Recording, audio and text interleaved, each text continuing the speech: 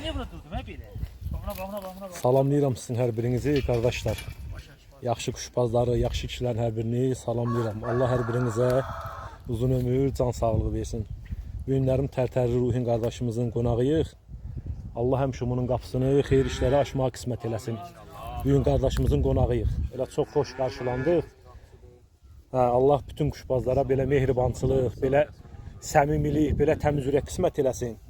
Bizim maşallah olsun, bizim uşaqlar elə Allah hamıya qismət eləsin. Elə hər biri başqa ayrı-ayrılıqda çox belə təmiz, gözəl ürəyi var.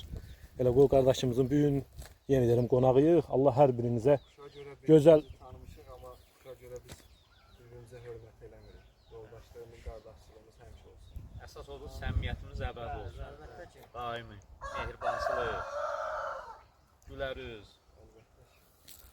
Allah hər birinizə var eləsin. Bu qardaşımızın kuşxanasında çəkək.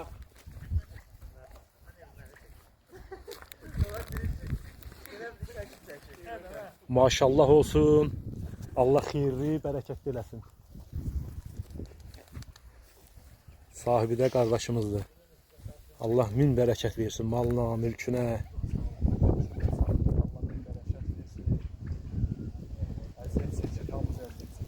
Amin, amin qardaş, amin.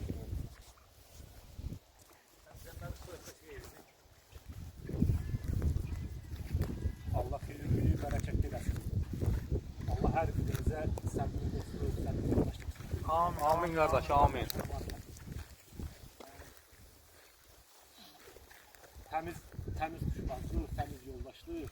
Bir də buradan bu özünü alladanlara deyirəm ki, vallahi özünüzü allatmayın. Kuşunuz nə açır, iraq yaxşılardan, söhbət təbii ki bu yalan danışanlardan gedir. Özünə şərbətdən atanlardan gedir. Bilirsən, kuşunuz nə açır onu deyin, təmiz, düzgün. Allah yaxşı nə qədər ki yaxşı qardaşlar var, səmimi qardaşlar var, Allah hər birini var eləsin. Amin inşallah.